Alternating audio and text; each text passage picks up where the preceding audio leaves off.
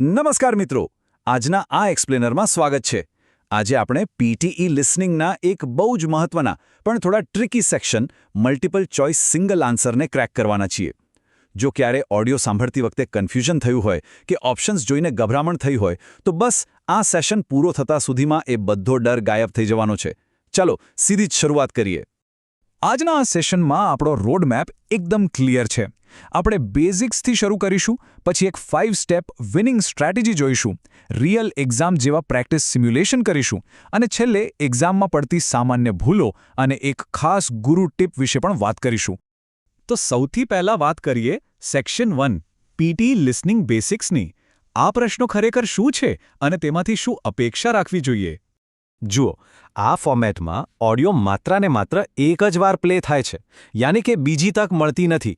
એક પ્રશ્ન હશે અને 3 થી 5 ઓપ્શન્સ. પણ અહીંયા ગેમ ચેન્જર વાત એ છે કે જે એક સાચો જવાબ આપણે પસંદ કરીશું ને એના માર્ક્સ લિસનિંગ અને રીડિંગ બંનેના સ્કોરમાં ઉમેરાશે.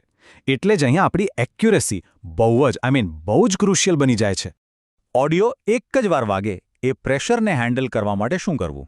એના માટે આવે છે આપણું સેક્શન 2 5 સ્ટેપ વિનિંગ સ્ટ્રેટેજી. આ 5 સ્ટેપ્સ ખરેખર કોઈ જાદુથી કમ નથી. સૌથી મોટું સિક્રેટ વેપન છે ઓડિયો શરૂ થાય એ પહેલાં જ પ્રશ્ન વાંચી લેવો. આનાથી આપણા મગજને ખબર પડી જાય છે કે કયા કીવર્ડ્સ કેવા ટોન સાથે પકડવાના છે. ઓડિયોની પહેલી 5 સેકન્ડમાં જ કોન્ટેક્સ્ટ એટલે કે સંદર્ભ સમજી લેવાનો છે. અને હા, એક્ઝેક્ટ મેચ થતા શબ્દોની જાળમાં બિલકુલ નથી ફસાવાનું. છેલ્લે જે જવાબ ઓડિયોના અર્થની સૌથી નજીક હોય એને સિલેક્ટ કરવાનો છે. થિયરી તો બહુ થઈ ગઈ, હવે ટાઈમ છે એક્શનનો. સેક્શન 3માં આપણે આ જ 5 સ્ટેપ સ્ટ્રેટેજીને 6 રિયલ એક્ઝામ્પલ સાથે ટેસ્ટ કરવાના છીએ. ચલો આ પહેલું ઉદાહરણ સમજીએ.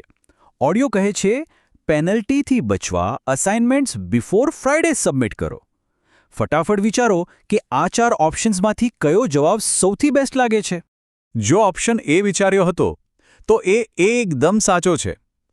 બિફોર ફ્રાઇડેનો સીધો મિનિંગ થાય છે વહેલા સબમિટ કરવું, એટલે કે સબમિટ અર્લી. બાકીના 3 ઓપ્શન્સ તો ઓડિયોની વાત સાથે કોઈ લેવા દેવા જ નથી ધરાવતા. Simple right? હવે આ બીજું ઉદાહરણ જોઈએ. એક લાઇબ્રેરીની જાહેરાત છે જેમાં આવતા સોમવારથી મહિનાના અંત સુધી રિનોવેશન માટે બંધ રહેવાની વાત છે. આખી વાતનો અર્ક એટલે કે મુખ્ય મુદ્દો શું હોઈ શકે? અહીં સાચો જવાબ છે ઓપ્શન બી, લાઇબ્રેરી કામચલાઉ બંધ રહેશે. ઓડિયોનું આખું ફોકસ એ જ છે કે રિનોવેશનના લીધે ટેમ્પરરી ક્લોઝર રહેશે. અહીં તારીખો કે વાર યાદ રાખવા કરતાં આખી વાતનો કોર આઈડિયા પકડવો એ જ આપણી ખરી સ્ટ્રેટેજી છે. હવે આ ત્રીજું એક્ઝામ્પલ બહુ જ ઇન્ટરેસ્ટિંગ છે. આને જરા ધ્યાનથી વાંચો, કારણ કે આના ઓપ્શન્સમાં એક બહુ જ મોટો એક્ઝામ ટ્રેપ છુપાયેલો છે. સાચો જવાબ છે બી, સેટઅપ ખર્ચાળ છે.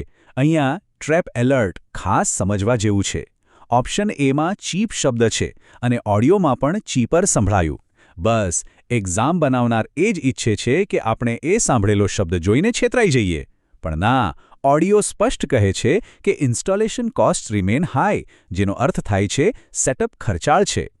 ચોથું એક્ઝામ્પલ જોઈએ. અહીંયા વિવેચકો એટલે કે ક્રિટિક્સનો અવાજ છે અને સ્પીકરનો પણ અવાજ છે. આપણે પકડવાનો છે સ્પીકરનો સાચો અભિપ્રાય. ઓપ્શન બી એકદમ સાચો છે. સ્પીકર સ્પષ્ટપણે લીડ એક્ટરના બ્રિલિયન્ટ પરફોર્મન્સની વાત કરીને ખુશ થાય છે અને બ્રિલિયન્ટ પરફોર્મન્સનો પરફેક્ટ સમાનાર્થી છે એક્સલન્ટ એક્ટિંગ. અહીંયા સ્પીકરનો ટોન પણ વાક્યના અંતે એકદમ પોઝિટિવ થઈ જાય છે. ચાલો 5મા ઉદાહરણ પર જઈએ. ઇવેન્ટ રદ થવા પાછળનું એક્ઝેક્ટ કારણ શું છે? ઓડિયોમાં ભારે વરસાદ, હેવી રેનફોલની વાત છે. તો વિચારો, આપણો બેસ્ટ મેચ કયો હશે? સાચો વિકલ્પ છે બી, ખરાબ હવામાન એટલે કે બેડ વેધર.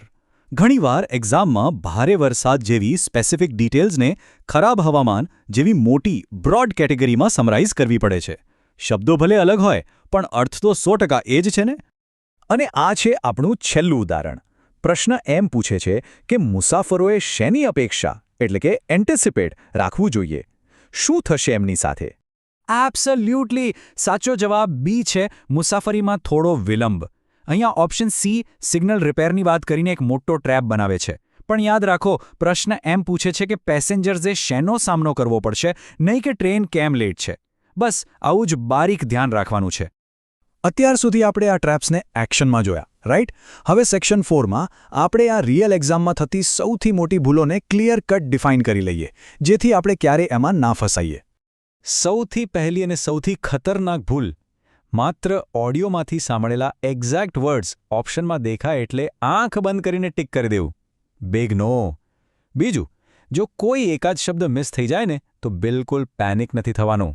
અને ત્રીજું, આખા ઓડિયોનો કોન્ટેક્સ્ટ સમજ્યા વગર બસ છેલ્લા વાક્ય પરથી જવાબ નક્કી કરી લેવાની ભૂલ ક્યારે ના કરતા. આ સરખામણી આપણો ગોલ્ડન રૂલ છે. ટ્રેપ ઓપ્શન હંમેશા ઓડિયોમાં સાંભળેલા શબ્દો બતાવશે, પણ એનો અર્થ સાવ અલગ જ નીકળતો હશે. જ્યારે એક શ્રેષ્ઠ જવાબ હંમેશા અલગ શબ્દો એટલે કે સિનોનિમ્સ વાપરશે, પણ તેનો અર્થ અને ટોન ઓડિયો સાથે એકદમ પરફેક્ટ મેચ થતો હશે. આ ફરક સમજવો બહુ જ જરૂરી છે. ઓલરાઇટ, હવે આ બધી જ માહિતીને એક સાથે ભેગી કરીએ.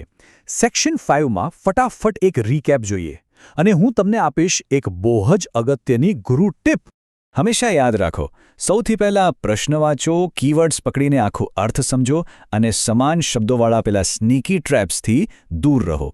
અને સૌથી ઇમ્પોર્ટન્ટ વાત, આ સેક્શનમાં કોઈ જ નેગેટિવ માર્કિંગ નથી, યાની કે ઝીરો નેગેટિવ માર્કિંગ. એટલે જો કંઈ જ ખબર ના પડે ને તો પણ એક એજ્યુકેટેડ ગેસ કરીને જવાબ ચોક્કસ આપજો. બ્લેન્ક છોડવાનો કોઈ સવાલ જ પેદા નથી થતો. અને આજના એક્સપ્લેનરની છેલ્લી અને સૌથી પાવરફુલ ગુરુ ટીપ, એકદમ શબ્દે શબ્દ મેચ થતો પરફેક્ટ જવાબ કદાચ ત્યાં હોય જ નહીં. એટલે પરફેક્શન પાછળ ભાગવા કરતાં હંમેશા સૌથી સ્માર્ટ અને સૌથી નજીકનો જવાબ પસંદ કરવા પર ફોકસ કરજો.